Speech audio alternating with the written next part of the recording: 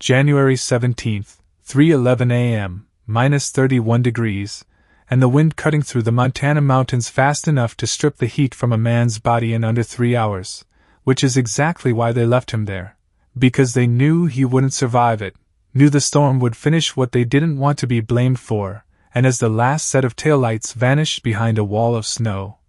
Nathan Cole stood alone in a white void with nothing but a torn duffel bag, a body that had already been pushed too far, and a white German shepherd who refused to walk away, even when survival said he should, and that was the first sign something about this night was wrong, because Atlas didn't ignore instinct, he followed it, and right now, instead of pulling Nathan toward shelter, toward the faint outline of pine trees that might block the wind, he stood still, staring into the storm like he could see something buried inside it. Nathan didn't move at first, not because he wasn't capable, but because something inside him had already shut down long before the cold ever touched his skin, because men like him didn't break in one moment, they eroded slowly, mission after mission, loss after loss, until one day there was nothing left to hold on to, and for Nathan,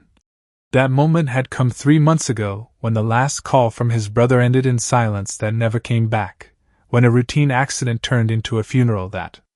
felt too quiet, too empty, because the only person who had ever truly understood him was now gone, and the world didn't stop for that, it never did, it just kept moving forward while he stood still, trying to figure out how to exist without the one anchor he had left. The town had seen it the moment he walked in earlier that night, the way he carried himself, not like a man looking for help, but like someone who didn't expect to find it, and people like that made others uncomfortable, especially in places where everyone knew each other and outsiders were measured before they were welcomed, and Evelyn Shaw had made the decision quickly, her voice calm but final when she told him there were no rooms left. No space, no reason for him to stay, and when he didn't argue, didn't beg, didn't even react, that only confirmed what they already believed, that he was trouble they didn't need, a ghost of something they didn't understand, and so they let the storm take him, because it was easier than asking questions. Now the storm had him. The wind howled through the trees in long, hollow bursts, carrying ice crystals that cut against exposed skin like fine blades, and Nathan could already feel the early signs, the slow loss of sensation in his fingers, the stiffness creeping into his legs, the subtle delay between thought and movement that came before things got worse, much worse, and he knew the timeline better than most, knew how long a body could fight before it gave in. Because he had seen it happen, not in snow, but in other places where the environment became the enemy, and survival turned into a calculation instead of a guarantee. "Come on," he muttered, not sure if he was speaking to himself or the dog, but Atlas didn't move. Instead, the German shepherd took a single step forward, then another, angling away from the faint path Nathan had been following, away from the direction that made sense, and for a second irritation flickered through Nathan's exhaustion, because instinct said to conserve energy, to move toward cover, to do anything except wander deeper into a storm that was already trying to kill him. But something about Atlas stopped him from pulling back, something in the dog's posture, the way his ears were locked forward, the way his body held tension without panic, like he wasn't reacting to danger, he was tracking something. "What is it?" Nathan whispered, his voice barely surviving the wind. Atlas didn't answer with sound. He moved. And this time, Nathan followed. Each step felt heavier than the last as the snow deepened, swallowing his boots past the ankle, then the calf, forcing him to lift higher, push harder, burn energy he didn't have, and the wind shifted constantly, disorienting, erasing any sense of direction, turning the world into a featureless white void where distance and depth blurred together, and still Atlas moved forward with steady purpose, not rushing, not hesitating. Just choosing a path that Nathan couldn't see but somehow trusted. Anyway, because that trust had been built over years, through training and missions and moments where hesitation would have meant death. Minutes stretched. Time lost meaning. The cold dug deeper. Nathan stumbled once, catching himself with a hand that barely felt the impact, and for a moment he stayed there, one knee in the snow, head lowered, breath uneven, and the thought crossed his mind, quiet but clear, that he could stop now, just stop fighting, let the storm take the rest, because what was waiting for him if he survived, Another empty day, another night filled with memories he couldn't escape. Another reminder that the one person who mattered most was gone, and the weight of that thought pressed harder than the cold ever could. Atlas came back. Not running. Not panicked. Just returning, stepping close, pressing his head gently against Nathan's shoulder in a way that wasn't command, wasn't urgency, just presence, and that simple contact broke something inside Nathan, not in a loud or dramatic way, but quietly, enough to shift him forward again, enough to remind him that he wasn't completely alone, not yet. All right. He exhaled, pushing himself back up. They moved again. The terrain changed slightly, rising toward a ridge where the snow seemed deeper but more compact, shaped by wind and time into uneven layers, and Atlas slowed as they reached it, his movements becoming more precise, his nose lowering toward the ground, and then he stopped. Completely. Nathan didn't speak this time. He watched. Atlas stepped forward and began to dig. Not frantically. Not blindly. But with controlled force, each movement deliberate, cutting through the snow with purpose, and something about it made Nathan move without thinking, dropping beside him, brushing snow aside with hands that barely felt the cold anymore, and almost immediately, he felt it. Not earth. Not rock. Something solid. Something wrong. His fingers traced along a smooth edge beneath the ice, too straight, too clean to belong there, and he cleared more, revealing the outline of metal, a surface buried and hidden, sealed beneath layers of snow that had tried to erase it completely, and for a moment, the storm seemed to fade, replaced by something sharper, something that cut through exhaustion and grief and cold all at once. A hatch. Old. Man-made. Hidden. Nathan stared at it, breath slowing, mind shifting gears, because nothing like this existed out here by accident, nothing was buried this carefully unless it mattered, and the realization hit him with quiet force. This is why they sent me out here. Atlas stepped back. Looked at him. And in that moment, standing on the edge of freezing to death with something buried beneath his hands that shouldn't exist, Nathan understood one thing with absolute clarity. The storm wasn't trying to kill him. It was trying to keep him away from what he had just found. And somewhere beneath that frozen hatch, something moved. Nathan didn't hesitate this time because hesitation had already nearly cost him everything, and whatever waited beneath that hatch had shifted the balance of danger from the storm above to something far more deliberate below. So he gripped the frozen handle with numb fingers and forced it upward with controlled pressure until the metal gave way with a sharp cracking sound that echoed strangely beneath the wind. And as the hatch lifted, a rush of stale air pushed out from the darkness below, not warm, not exactly cold either, but heavy with the kind of stillness that only came from a place sealed for years, and Atlas reacted immediately, stepping forward with a low growl vibrating through his chest, his body tense but not retreating, and that alone told Nathan everything he needed to know, because the dog wasn't afraid, he was alert, and there was a difference that mattered when survival depended on instinct more than logic. So Nathan swung his legs over the edge and lowered himself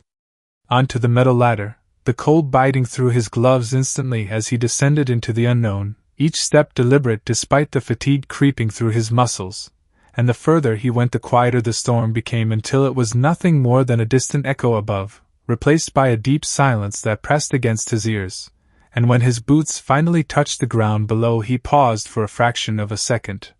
letting his eyes adjust while Atlas followed down behind him without hesitation, landing beside him with the same controlled presence that had guided them here, and Nathan pulled. The hatch partially closed above them to block the wind before flicking on his flashlight,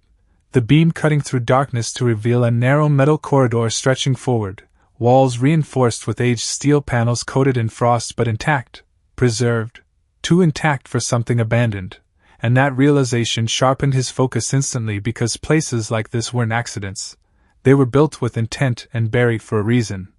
So he moved forward with Atlas at his side, his steps quieter now as instinct took over, reading the environment, listening for anything out of place, and the corridor opened into a larger chamber that made him stop cold as the light revealed rows of sealed containers and metal crates stacked with precision, each marked with symbols that didn't belong to anything local or recent, older insignias, foreign, deliberate.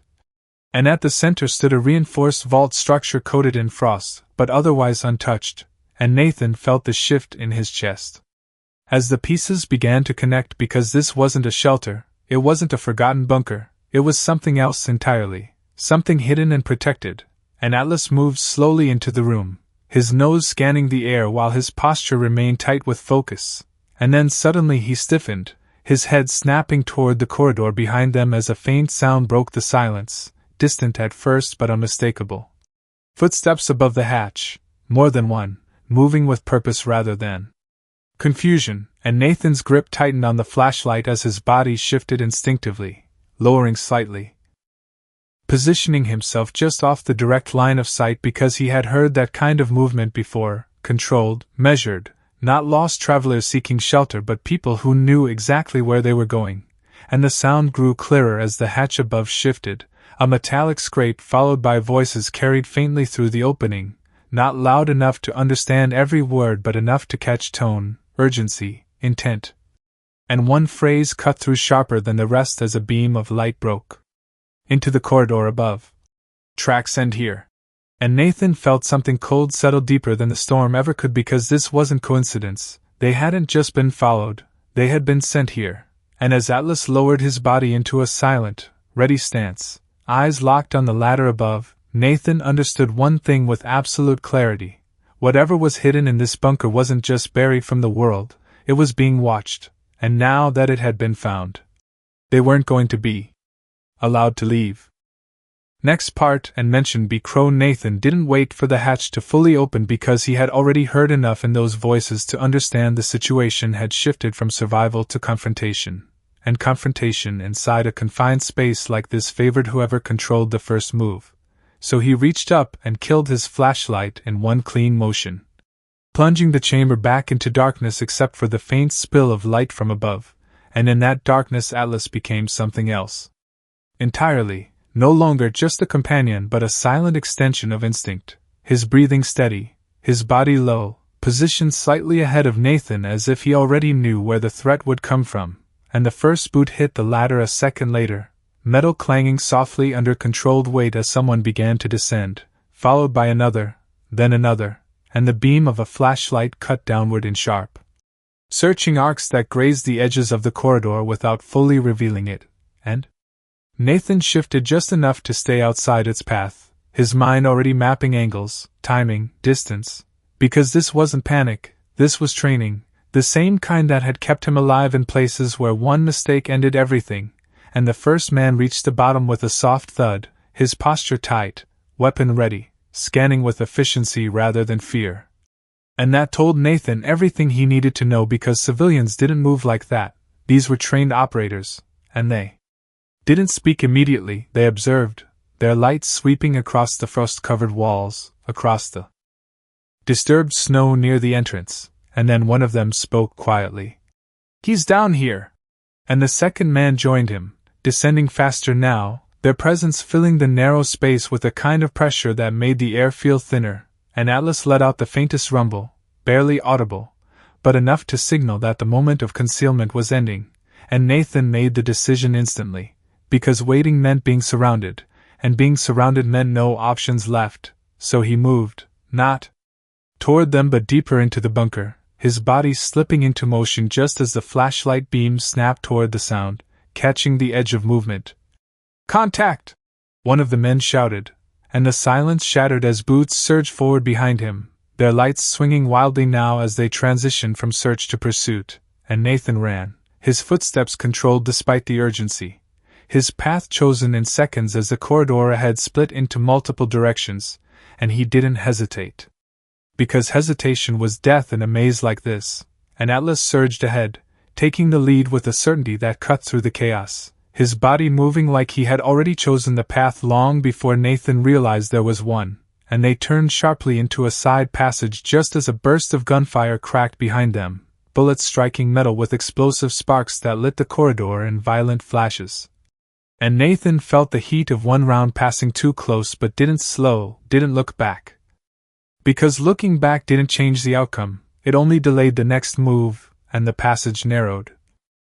twisting into something tighter, more complex, forcing them into single-file movement where speed mattered less than precision, and Atlas adjusted instantly, slowing just enough to navigate the turns while maintaining distance from the pursuit, and Nathan followed with the same rhythm, trusting the dog completely now because every decision Atlas had made since the storm had been right, and behind them the men didn't slow either.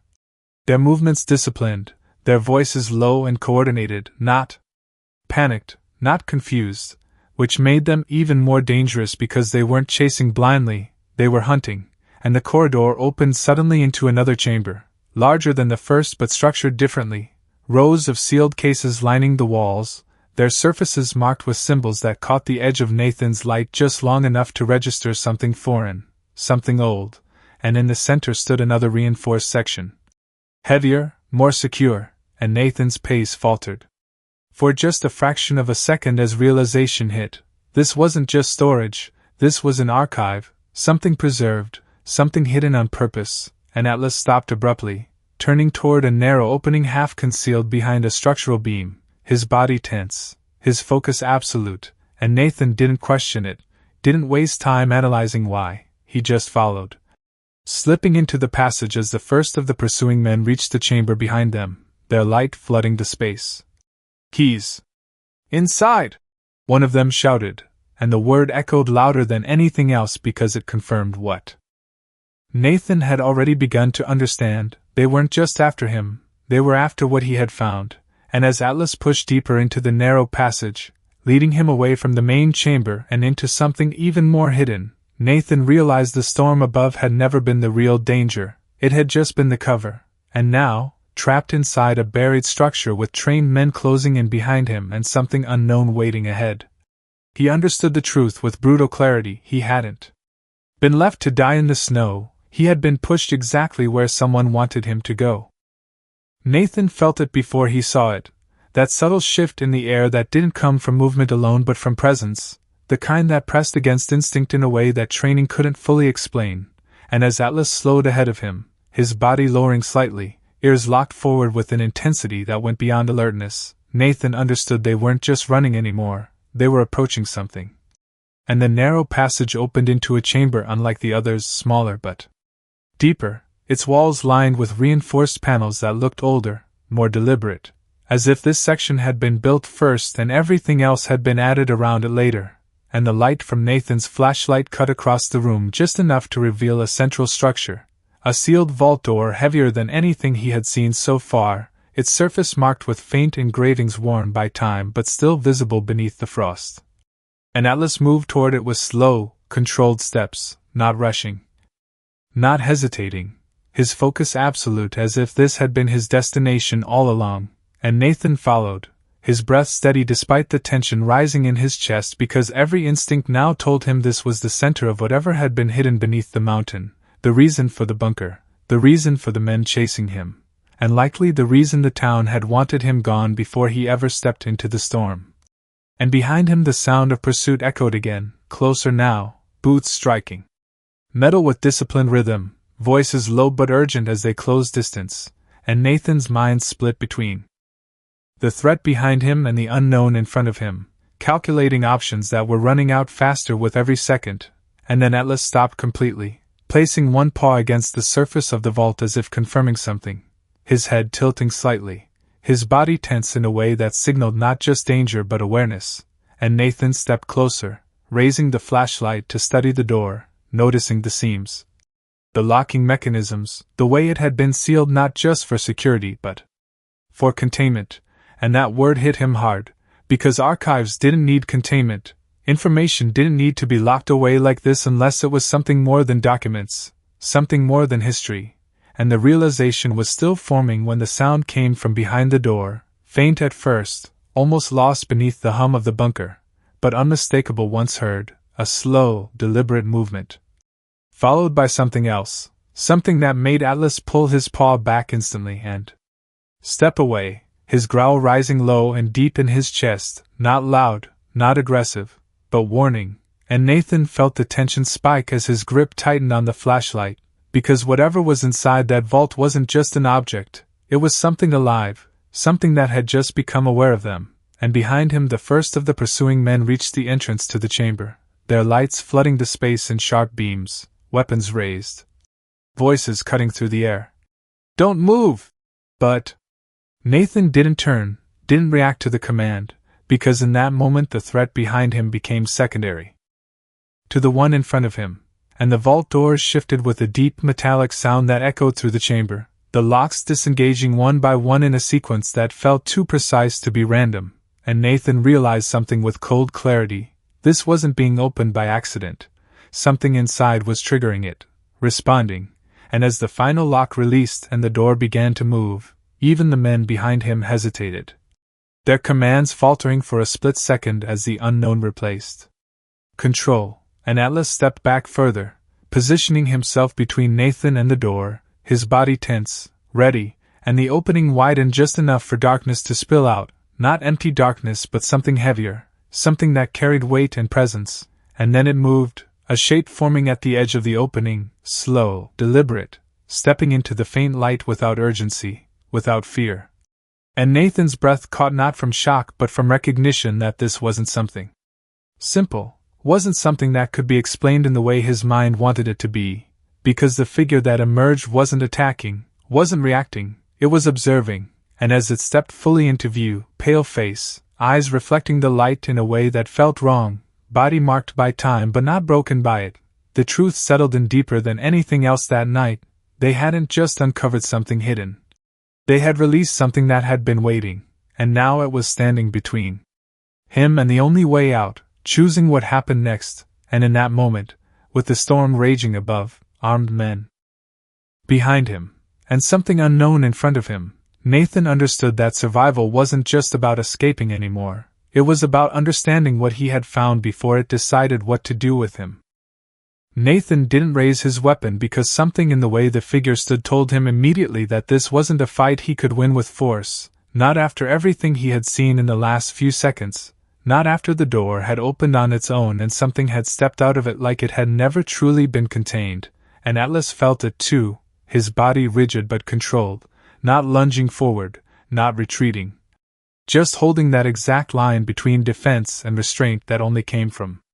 instinct meeting something it didn't fully understand, and behind Nathan the armed men adjusted their positions, spreading slightly to gain angles, their training taking over even as confusion crept into their movements, because what stood in front of them didn't fit any pattern they had prepared for, and one of them fired anyway, a sharp burst that shattered the silence, the muzzle flashed lighting the chamber for a split second,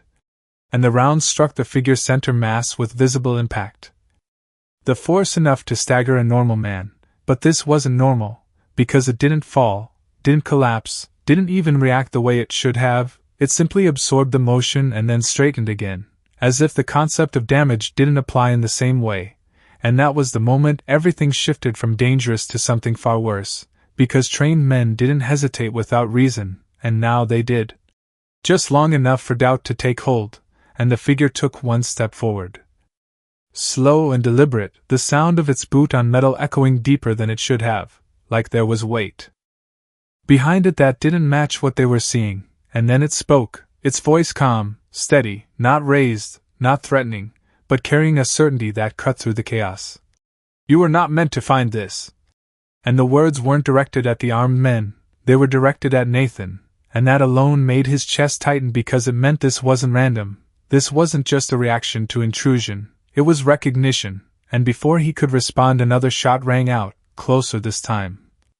Fired in panic rather than control, and the figure moved faster than anything else had in that room, not a rush, not a blur, just a sudden change in position that closed the distance between it and the shooter in a way that felt impossible to track, and then the man dropped, not violently, not with impact, just as if something had been switched off inside him, and the second man backed up instinctively. His weapon still raised but his control gone, his breathing loud now, uneven, and Nathan didn't wait for the situation to collapse further because he understood one thing clearly. Staying here meant being caught between something unknown and men who were about to lose discipline completely, and that combination never ended well, so he moved, grabbing Marcus by the arm and pulling him back toward the narrow passage they had entered from.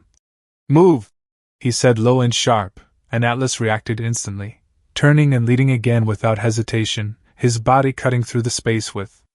renewed urgency, and Nathan followed close behind, forcing speed despite the fatigue building in his muscles.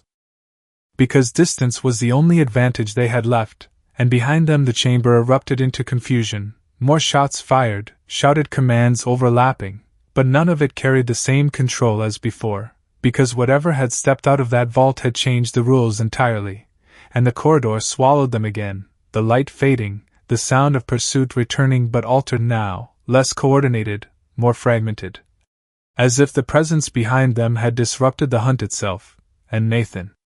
pushed forward, his breathing steady through force of will alone, his mind already shifting to the next problem because running blindly wouldn't save them, not in a structure this complex, not with threats on both sides, and Atlas slowed just enough to make a decision at the next split, choosing a path Nathan couldn't see but trusted completely, and they turned sharply into it, the space tightening again, the air colder, heavier.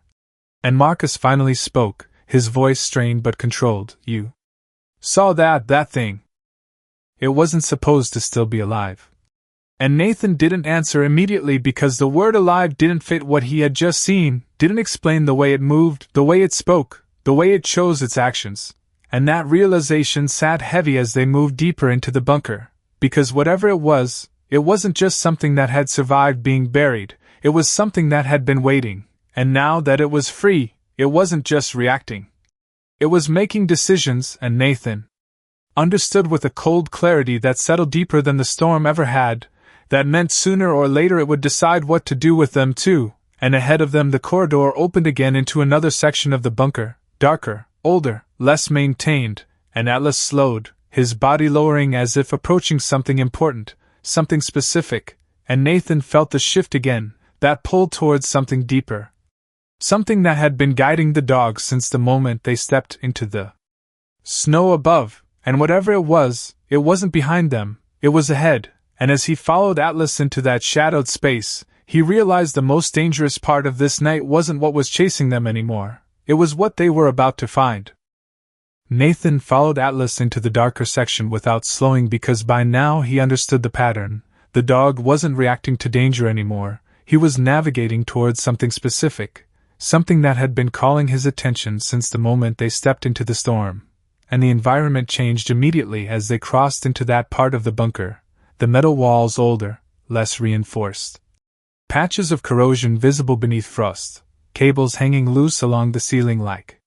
veins left exposed, and the air carried a different weight, thicker, colder in a way that didn't come from the outside world but from something sealed too long, and Nathan felt it settle in his lungs with every breath as his body pushed forward despite exhaustion clawing at his muscles, because stopping wasn't an option, not with the echo of distant movement still threading through the structure behind them, though now it sounded different, less organized, more uncertain, as if whatever had emerged from the vault had disrupted more than just their escape, it had fractured the control of everyone inside this place.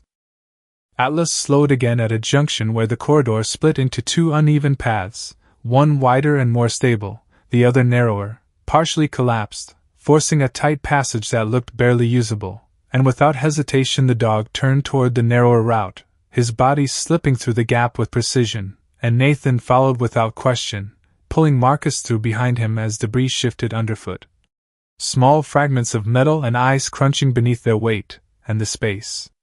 tightened around them, forcing them to move slower now, more controlled,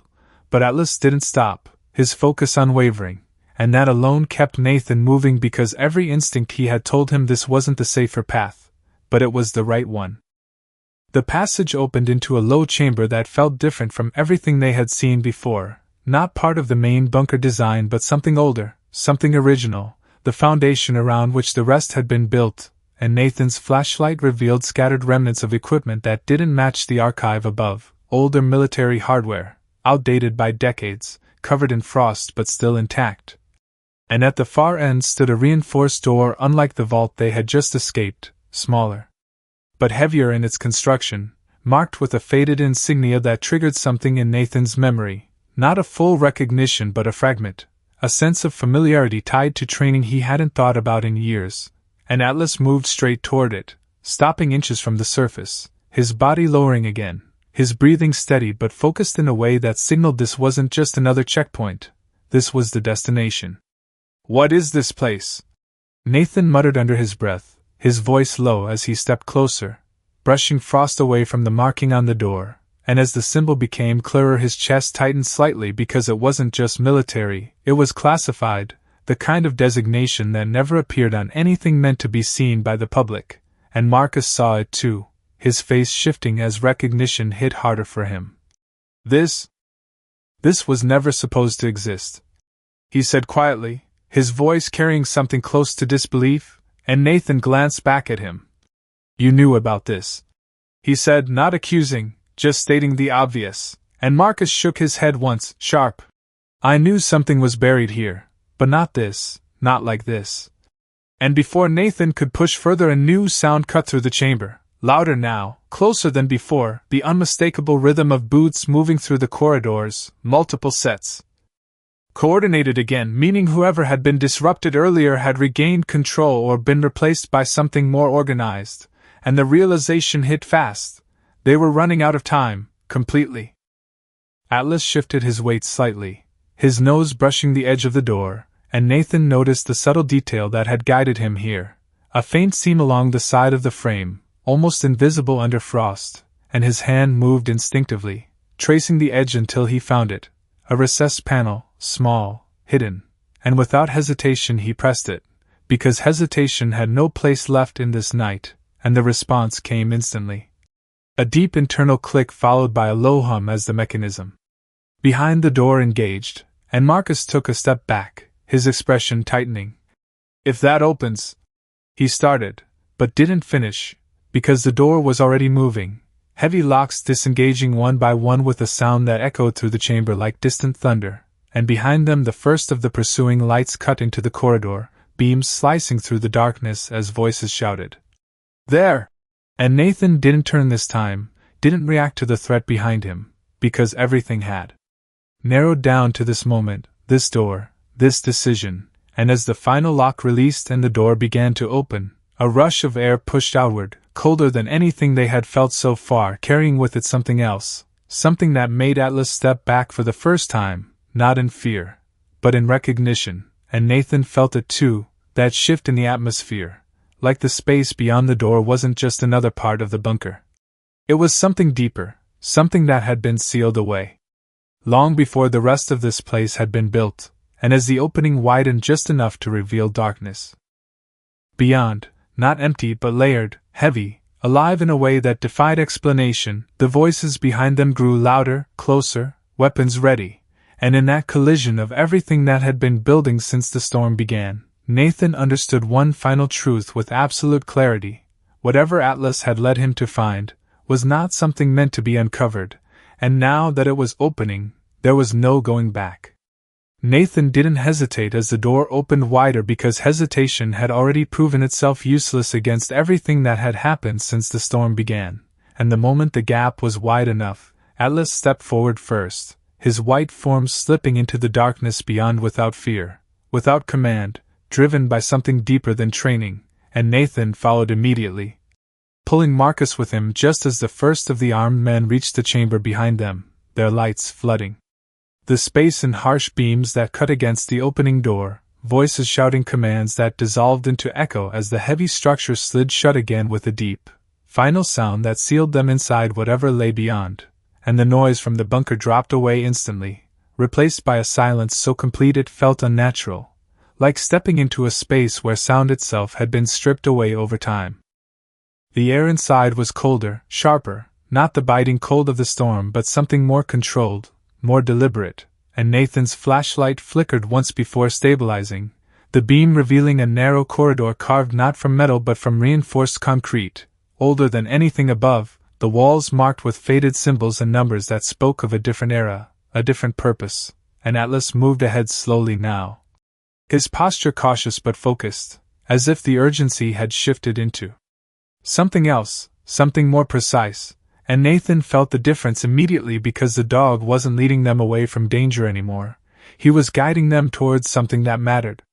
Marcus stumbled slightly behind him, catching his balance against the wall, his breathing heavier now, the weight of everything catching up with him, and he looked around with a kind of disbelief that hadn't been there before. "This is older than the archive, older than everything,"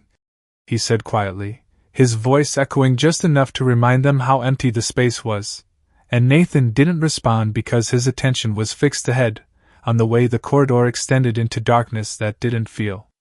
abandoned, didn't feel forgotten, it felt preserved, like whatever existed here had been maintained in silence, hidden beneath layers of time and secrecy, and the deeper they moved, the stronger that feeling became.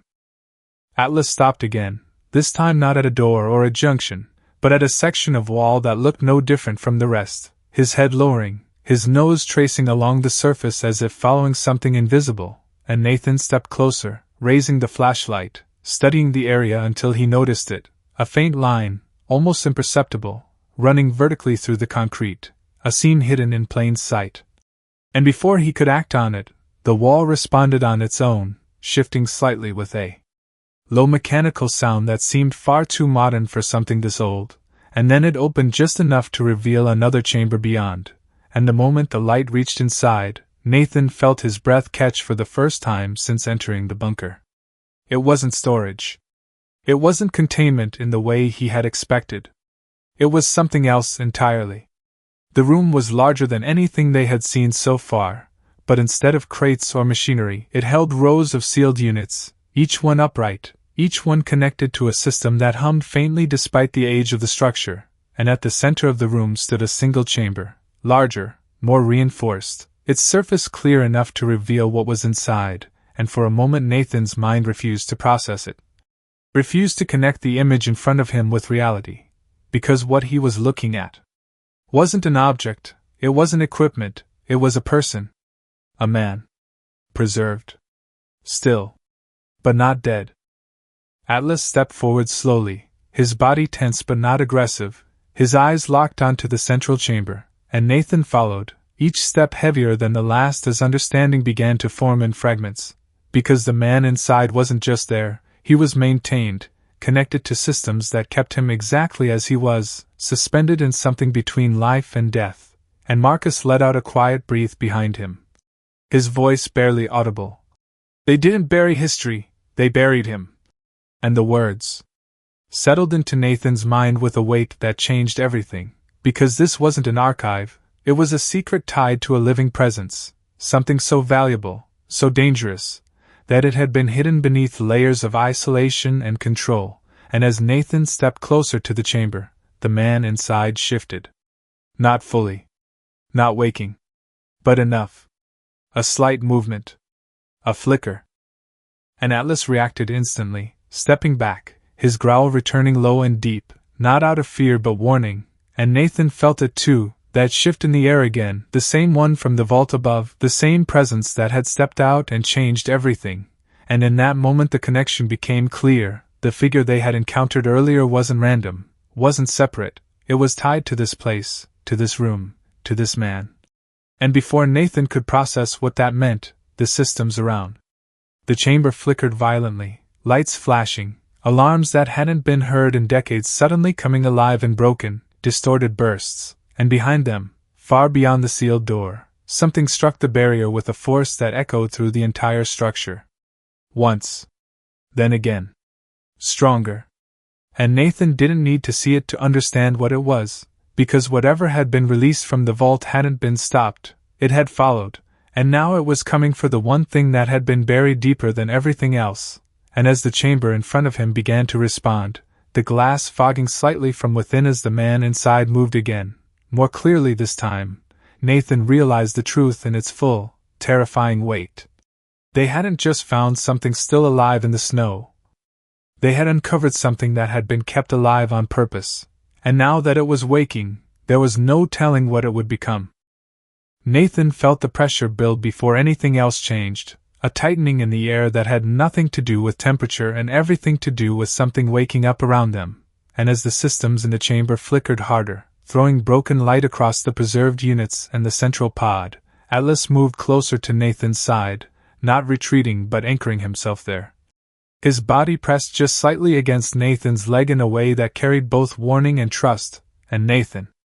Understood it instantly because the dog wasn't just reacting to danger anymore, he was bracing for what came next, and the man inside the central chamber moved again, more than before, a slow shift of his head, a faint tightening of his fingers against the inside surface, and Nathan felt something cold settle deeper in his chest because this wasn't the kind of movement that came from a body barely alive, this was controlled.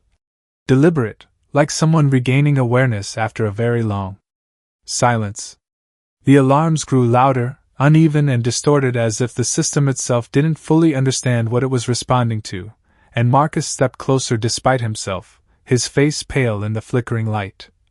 They kept him here, all this time. Why would anyone do that? He said, but the question wasn't meant to be answered, because the answer was already unfolding in front of them, and Nathan's eyes stayed locked on the man inside the chamber as the frost on the glass began to clear from within, revealing more detail, the lines of a face that had aged but not broken, eyes still closed but no longer still, and the moment stretched in a way that made time feel slower, heavier, until the man's eyes opened. Not suddenly. Not violently. Slowly. And when they did, they didn't look confused, they didn't look lost, they looked focused, aware in a way that shouldn't have been possible after decades of isolation, and Atlas reacted instantly, stepping back half a pace, his growl rising just enough to fill the space between them, and Nathan didn't move, didn't speak, because something in that gaze held him in place, not fear, not control, but recognition. Like the man inside the chamber knew exactly where he was and exactly who was standing in front of him. Behind them, the impact came again, stronger this time, the sealed door shuddering under the force of whatever was striking it, and the sound carried through the chamber like a warning that time was collapsing around them, and Marcus turned sharply, his voice tight. That door won't hold much longer. But Nathan didn't look away from the chamber, because everything that mattered was happening here, now, and the man inside lifted his hand slowly, pressing it against the inside of the glass, and for a moment the entire room seemed to respond, the system stabilizing just enough to hum instead of flicker, the alarms dropping in pitch, aligning with something else, something controlled, and then the glass began to unlock.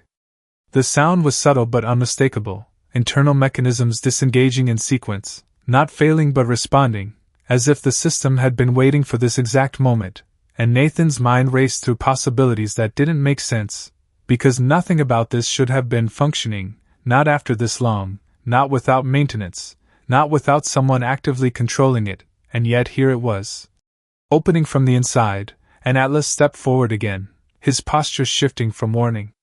to something else, something closer to readiness, as if he understood that whatever came next wouldn't be a threat in the way the other had been, but it wouldn't be safe either. The chamber door slid open with a soft release of pressure, and cold air spilled out, different from the rest of the bunker, cleaner, sharper, and the man stepped forward slowly, his movements stiff at first, controlled but adjusting with each second, like someone relearning gravity, and Nathan watched closely, every detail registering, the way he carried himself, the way his eyes scanned the room, not searching for escape but assessing, calculating, and then those eyes settled on Nathan again, holding there for a moment that felt longer than it should have. You're not supposed to be here, the man said quietly, his voice rough but steady, and the words echoed in a way that felt familiar, almost identical to what the other figure had said earlier, and that connection snapped into place in Nathan's mind instantly. These weren't separate things, they were linked, part of the same system, the same secret, and before he could respond, the door behind them gave way with a violent crash. Metal tearing under force as the barrier finally failed, and the presence from before entered the chamber. It didn't rush. It didn't hesitate. It stepped through the broken opening with the same calm control it had shown before, its pale face catching the flickering light, its eyes locking instantly onto the man who had just stepped out of the chamber, and for the first time since this began, something changed in its expression, not emotion, not exactly, but recognition, and the tension in the room shifted again, no longer just about survival or escape, but something deeper. Something that had been set in motion long before Nathan ever arrived, and now stood on the edge of resolution. Atlas moved without waiting, placing himself between Nathan and both figures, his body rigid, his growl steady, not choosing a side but protecting the one thing he had always chosen, and Nathan felt the weight of that loyalty cut through everything else, grounding him in a moment that could have easily spun out of control. And the man who had just stepped out of the chamber took another step forward, his gaze never leaving the other figure. "You shouldn't have come back," he said quietly, and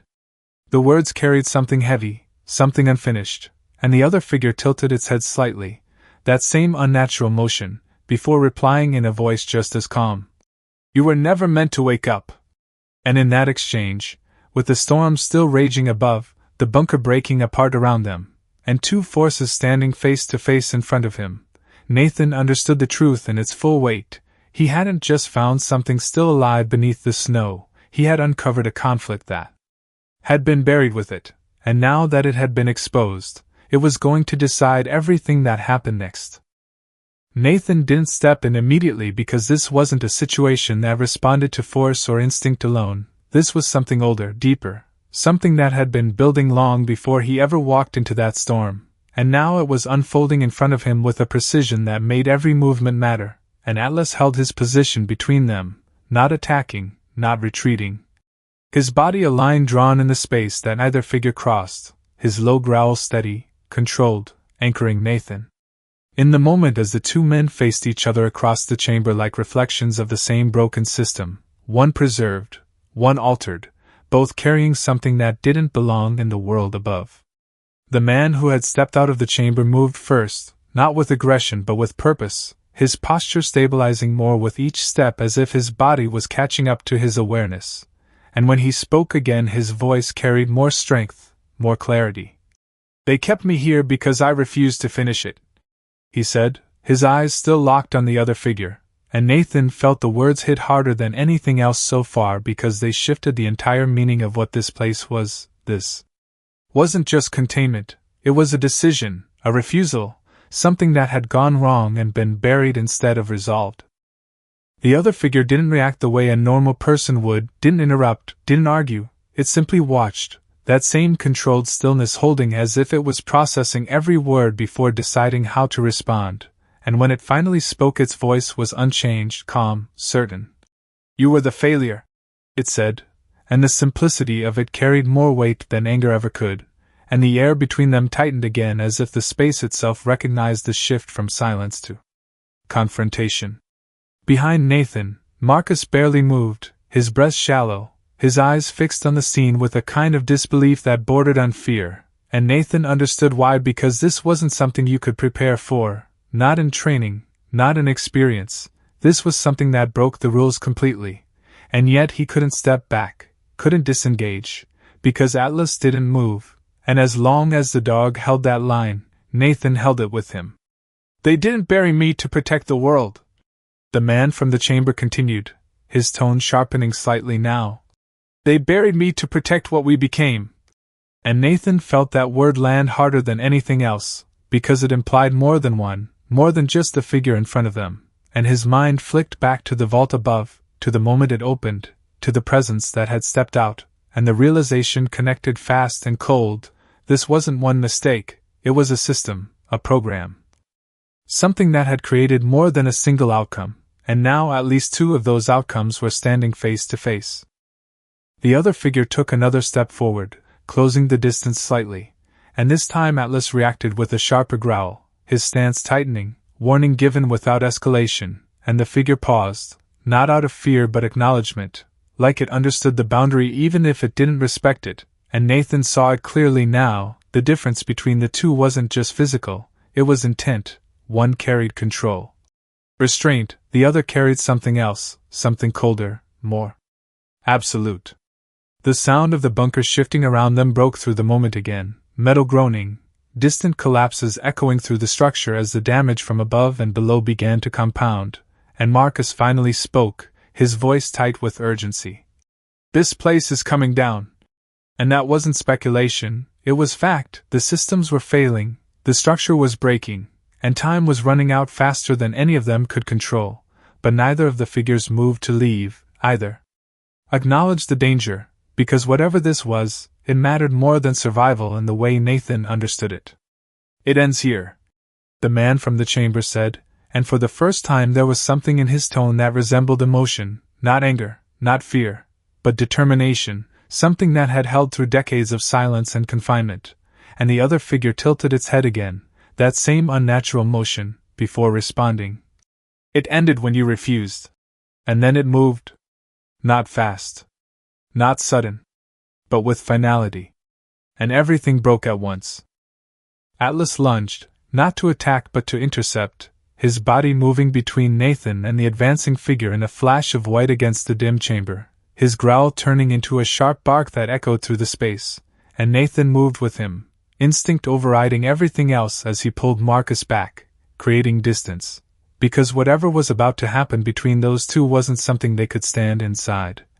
And the man from the chamber stepped forward at the same moment, meeting the movement head-on, not retreating, not avoiding, and when they collided it wasn't loud, wasn't explosive, it was controlled, precise, like two forces applying equal pressure in opposite directions, and for a moment the entire room seemed to hold that tension, that balance, before it shifted.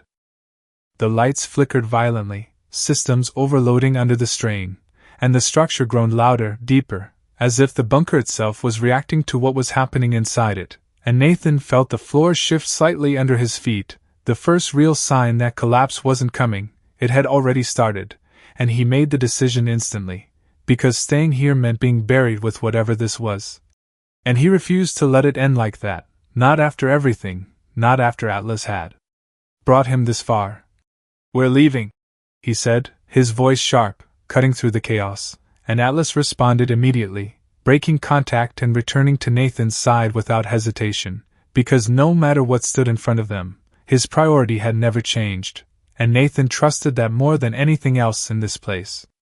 The two figures remained locked in their confrontation as Nathan pulled Marcus toward the exit passage, the chamber behind them erupting into unstable light and sound, and as they crossed back into the corridor, one final realization settled in Nathan's mind with cold clarity: this wasn't over, not by a long shot, because whatever had been buried here had just been exposed to the world again. And even if they survived the collapse, even if they made it back to the surface, something from this place was going to follow, and it wasn't going to stay hidden this time. Nathan didn't slow as the corridor twisted upward because the bunker was no longer something to navigate, it was something to escape, and every second they stayed inside it increased the chance they would be buried beneath it forever, and Atlas ran ahead with absolute certainty, no hesitation, no confusion, just a straight, purposeful drive towards something Nathan could no longer see but trusted completely. Because trust was all that had carried him this far, not logic, not control, and behind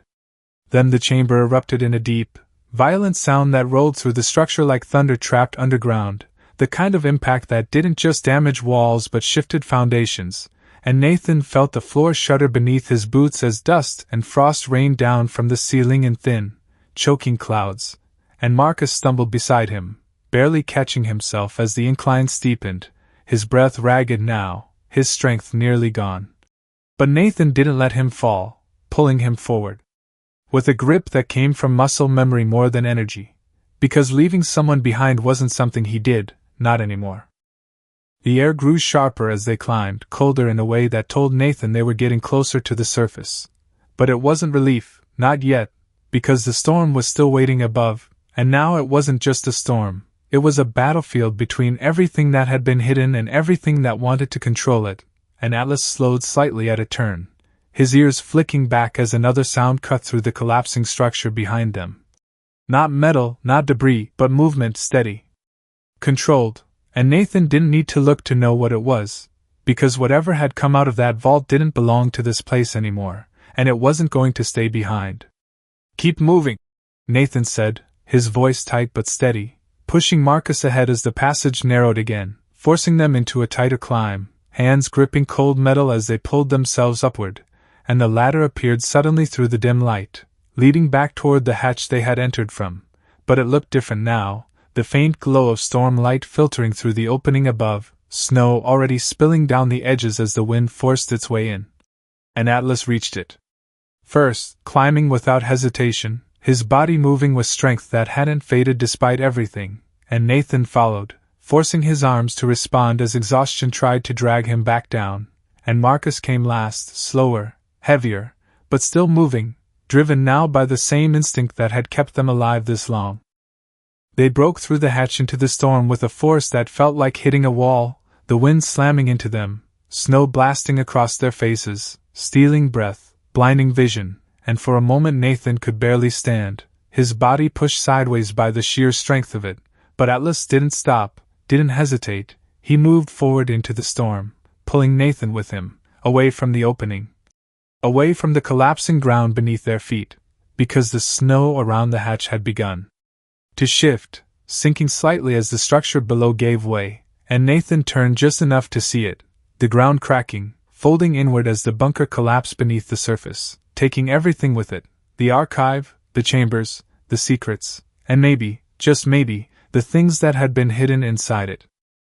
The mountain seemed to swallow itself in silence beneath the storm, the opening sealing over with falling snow as if it had never existed, and for a moment everything slowed, the chaos beneath replaced by the endless white of the blizzard, and Nathan stood there, breathing hard, his body shaking from cold and exhaustion, but still alive, still standing, and Atlas stepped back to him, pressing close again. That same quiet contact that had kept him moving when nothing else could, and Nathan dropped to one knee without thinking, his hand resting against the dog's neck, fingers buried in thick white fur that felt warmer than anything else in the world right now, and for the first time since the storm began, something inside him shifted, not relief, not fully, but something close to it, something that reminded him he hadn't been alone through any of this, not when it mattered most. Marcus collapsed beside them, gasping for breath, his voice barely carrying through the wind. "Is it over?" And Nathan looked back toward where the bunker had been, now nothing more than a broken patch of snow being filled in by the storm, and he wanted to say yes, wanted to believe that everything they had uncovered had been buried again, but the memory of that final movement, that presence behind them in the corridor, refused to let him, because things like that didn't just disappear, they adapted, they survived. And the truth of it settled quietly in his mind as he stood back up, pulling Marcus with him. "No," he said, his voice low but certain. "It's not over." Atlas turned his head suddenly, ears forward again, eyes locking on to something beyond the storm, something Nathan couldn't yet see, and that familiar tension returned, not fear, not panic, but awareness, and Nathan followed the dog's gaze into the white void, and for a brief second, through the shifting snow and fading light, he thought he saw it, a shape, distant, barely visible, moving in a way that didn't belong to the storm. And then it was gone, swallowed by the blizzard like everything else, leaving only one certainty behind. They hadn't just found something still alive beneath the snow. They had brought it back into the world. And somewhere out there, it was still moving.